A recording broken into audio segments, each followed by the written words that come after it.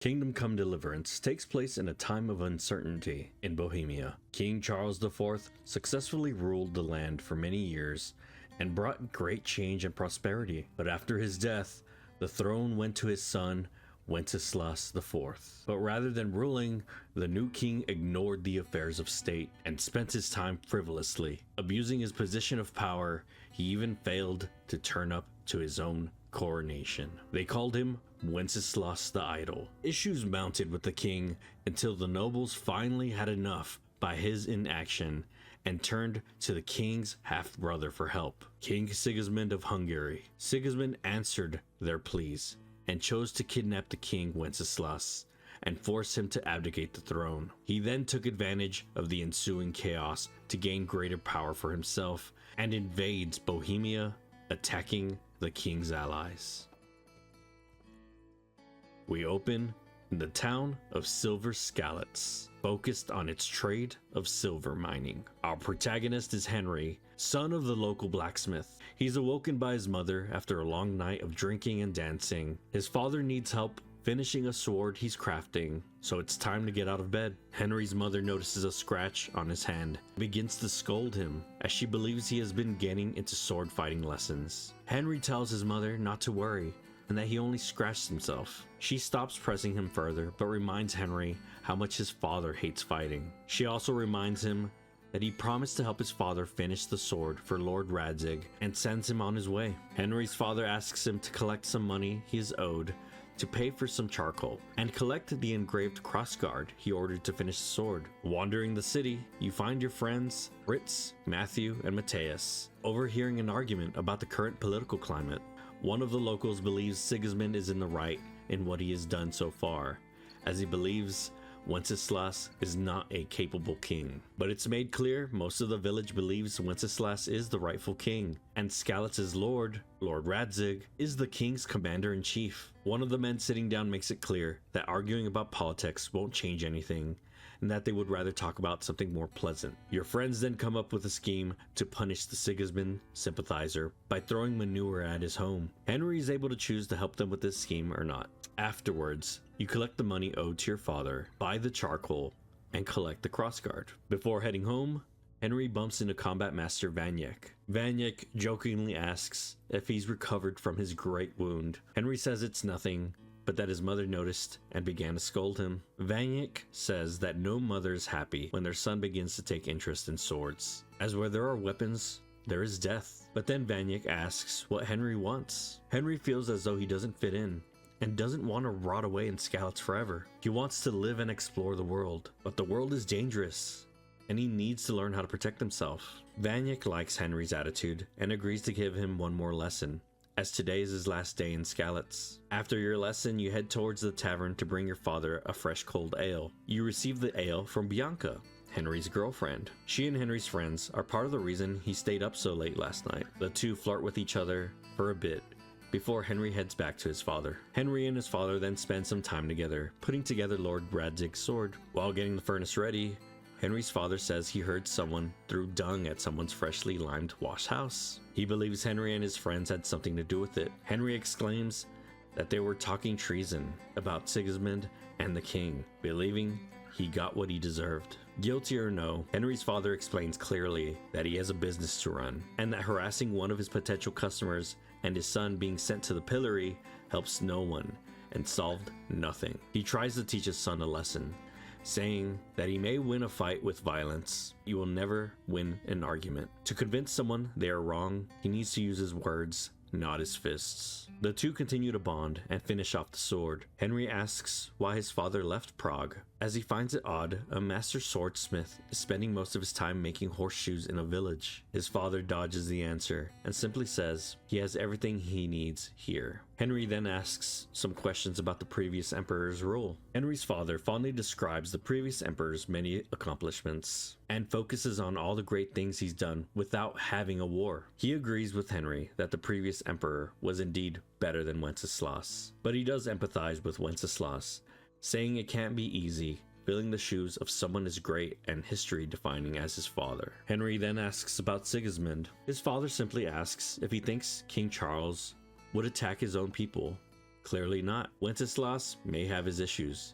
but Sigismund brings shame to the royal family name. You're then visited by Teresa, the local miller's daughter. She's come to pick up an order of nails that her father requested. Henry and Teresa chat a bit before asking if Henry will be at the dance tonight, and she hopes to see him there. The two of them part ways.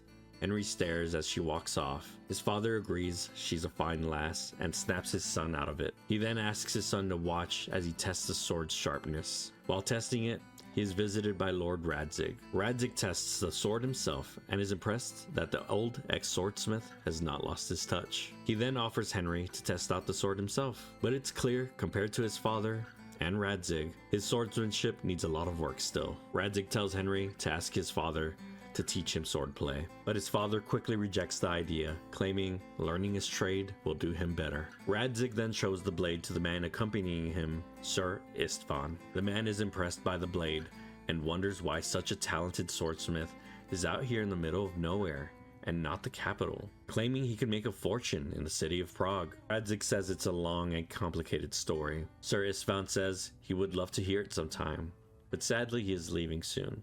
So maybe the next time their paths cross. Radzig escorts his visitor away and tells Henry's father to send the sword his way along with his son once it's finished. Henry then prods at his father, wanting to learn more about his interesting past, but he again refuses to give him any more information, and that maybe sometime in the future he will tell his son the whole story. Henry then asks if he will teach him to wield a sword like Sir Radzig. His father wonders why, and Henry explains that he wants to see the world and meet new people. His father then jokingly asks if he plans to meet these people or beat them, and then explains that he has no need for swordplay. Before Henry can press him further, a messenger quickly rides towards the castle.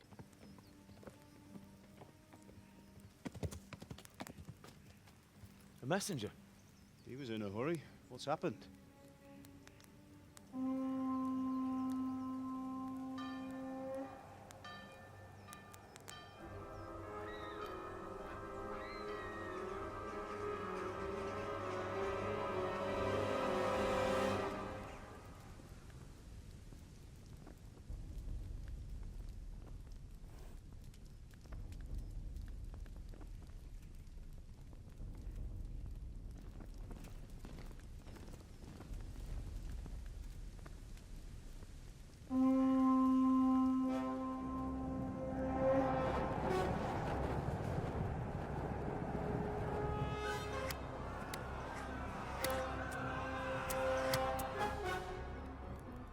Listen to me, Al. Listen carefully. Take the sword, go into the house, and grab anything else important from the trunk. Go to the castle. Hurry. What about you?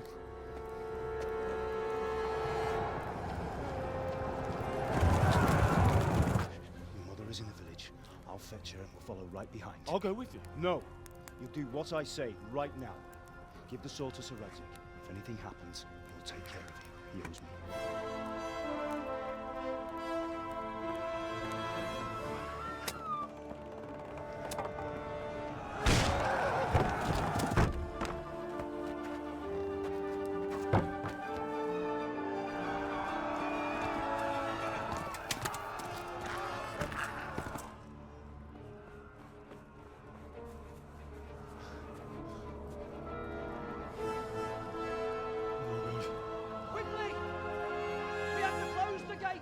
Move!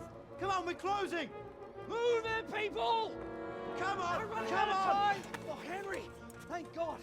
Get inside, quick! We have to shut the Keep gates! running, people! Come on! Mind this for me. Are you mad? You can't go back! Ah, Get through the gates!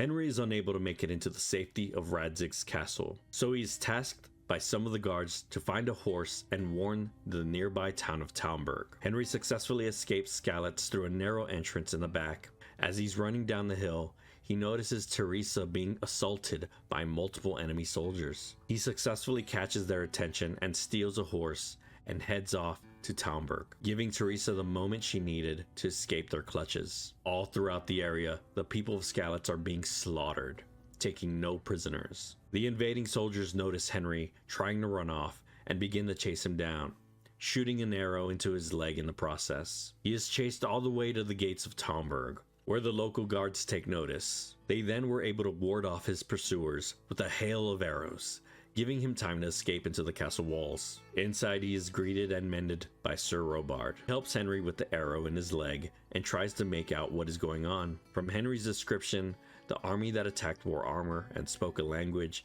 he had never heard or seen before. Robard then takes Henry to meet his lord, Sir Divish. Henry recounts the whole tale to Sir Divish, and one of his advisors suggests that the army may be Sigismund's Cumans. They come from the east and are now the core of Sigismund's army, believing after the attack on Kuttenberg, Sigismund targeted Skalitz to steal its silver. Even though there are survivors hiding in the castle, Talmberg does not have the numbers to ward off this attack and save them, and Sir Divish believes that they are most likely next. Divish then asks Robard to take care of Henry, and thanks Henry for warning them. He then asks for all the villagers to be brought into the castle as they prepare for the worst. Robard takes Henry to the kitchen to get him something to eat. Here, he meets Lady Stephanie, Sir Divish's wife. She is kind and appreciative of Henry and his actions, and offers him a room in the lodge in the courtyard. Henry gets some food and heads off to try and get some sleep. It's a rainy night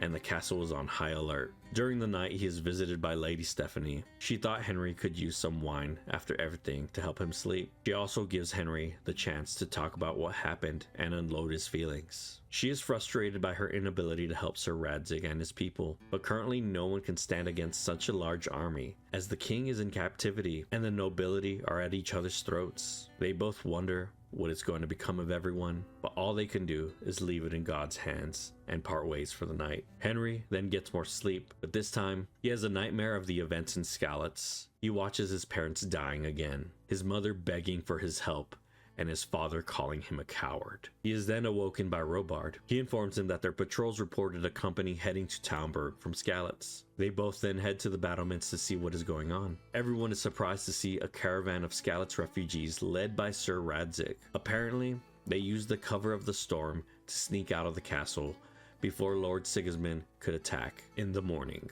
Sir Divish offers to take them in, but Radzig does not want Talmberg to get caught up in his affairs with Sigismund. He also suggests for him to bend the knee, as the fight would be pointless. Divish takes his counsel and also thanks him for sending a messenger. Radzig is surprised that he survived and asks Henry if he would join him, as they are all taking refuge in the castle of Rattay to the south. Henry says that he would love to follow, but he has to return to Skalitz first to bury his mother and father. Radzig forbids him in doing something so stupid, as the area is crawling with Cumans. Radzig asks Divish to keep Henry within the castle walls as things calm down, and not to let him go on this foolish endeavor. The two lords give each other their farewells, and Radzig heads off to Rattay. The next morning, Talmberg is visited by Sigismund's army.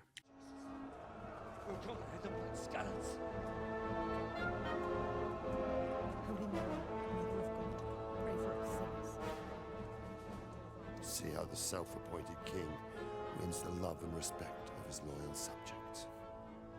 Indeed, Robard. Sigismund of Luxembourg has a rare talent for winning people over to his cause. We may be in for a surprise, though. I don't think he will set his heathen dogs on us today. Greetings, Lord of Talmberg. That's the bastard who led the attack at Skalitz and killed my parents. Don't be an idiot. Do you want to end up like them? I am Sir Markwart von Aulitz.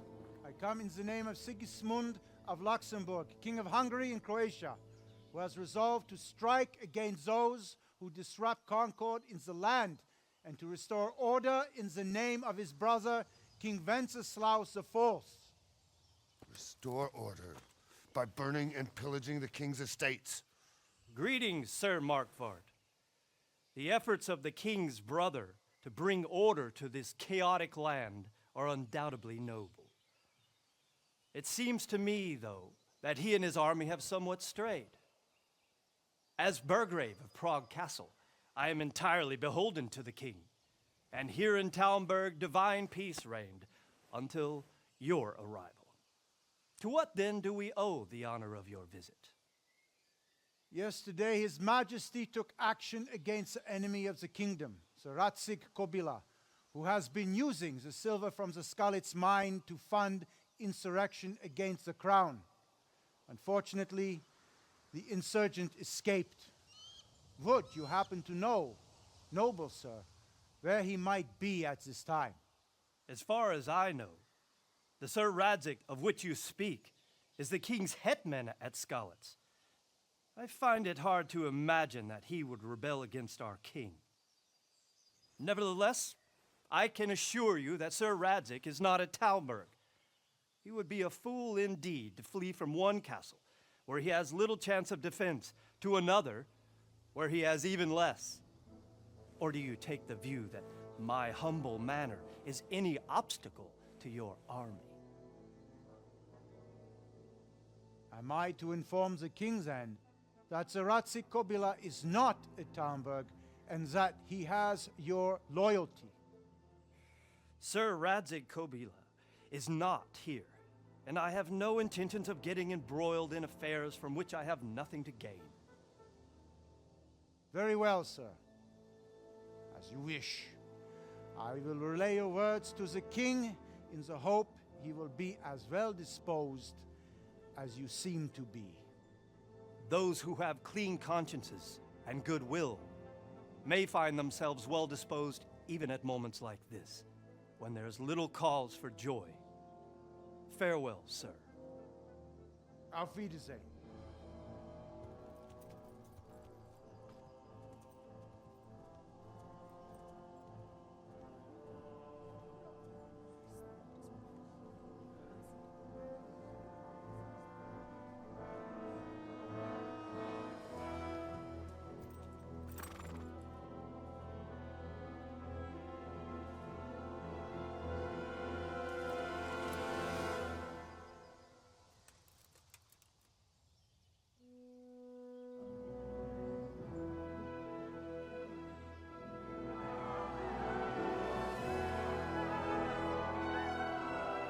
My lord, you have my utmost admiration.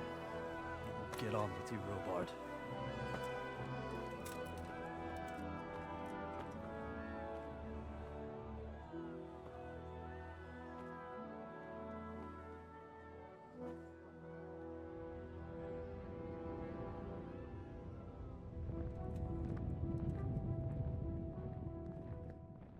Talmberg is spared from being attacked thanks to Sir Divish's way with words. Afterwards, Henry has some time to ask Robard about Sigismund and what he's after. At this time, certain lords have resolved to take things into their own hands and eliminate anyone who doesn't share their views. Sir Radzig happened to be one of those people, also while sitting on a pile of silver with his mines, believing that the silver would be used to help Wenceslas's allies. Henry asks what Sigismund is after, and Robard informs him what he's heard from multiple sources. Robard describes it as games of the high aristocracy. In Prague, a cabal of nobles rebelled against King Wenceslas. Alongside the nobles, Sigismund and Wenceslas's cousin, Jobst, helped abduct the king, leading to the eventual attack on Kuttenberg and eventually Skalitz to suppress the king's allies. Next, Henry finds a way to sneak out of Talmberg Castle and heads to Skalitz to bury his parents. He arrives at the village of Ravna, where he finds mountains of villagers' dismembered corpses piled up and burned. He takes in the horrors, barely being able to stop himself from vomiting. He then looks at Skalitz Castle in the distance and steels his resolve to continue forward. The area has been abandoned by Sigismund's army, but in their place, scavengers and bandits have come up to scrape whatever little loot is left. Henry explores the charred remains of his home and finds his parents' corpses still intact. Henry then searches for a spade to bury his parents. While searching, he bumps into a survivor named Zbyszek, fighting with a dog, protecting the corpse of his master. Zbyszek's tone is combative and non-empathetic. Henry tries to ask about Teresa and other information, but he's little help. Henry then asks if he can borrow the spade he has in his possession to bury his parents. Zbyszek asks for Lord Radzig's sword as a trade. Henry disagrees and the two get into a fight. Zbyszek then runs off into the night like a coward. Henry then continues the process of burying his parents.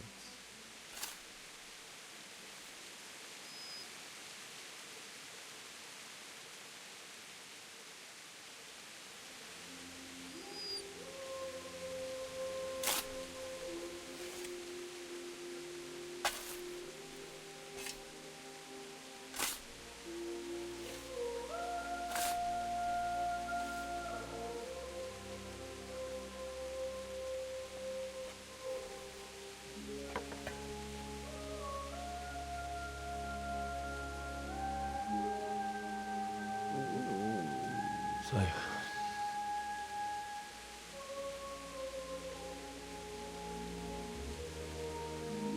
let's get to it.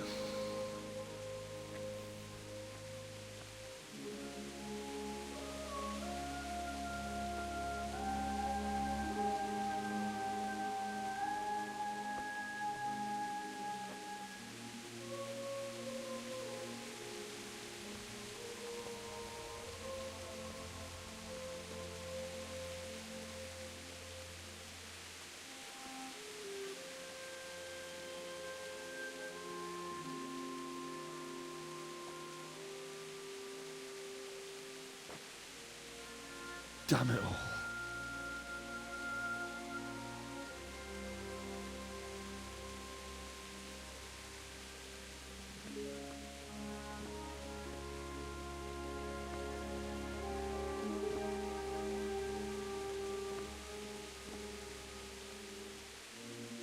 How am I going to do this? Do you need some help? Is that him? Yes. Can't you see the sword? Who are you? What do you want?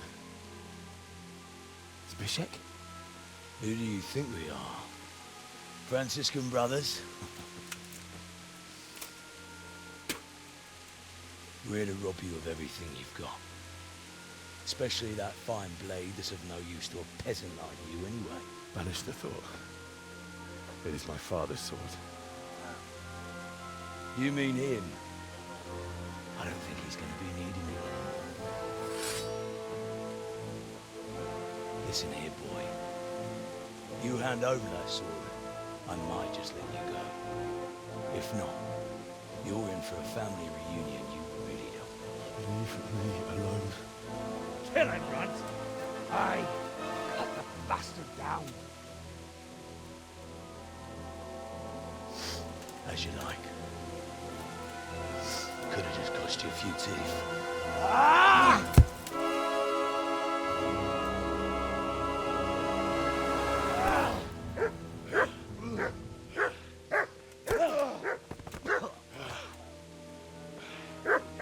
I told you how it would end. You should have listened to me. This is nice work. The chief is going to like it. It's new, isn't it? You helped make it. No doubt you did. Such miserable luck. To die by the sword you helped forge. Hey, go fuckers!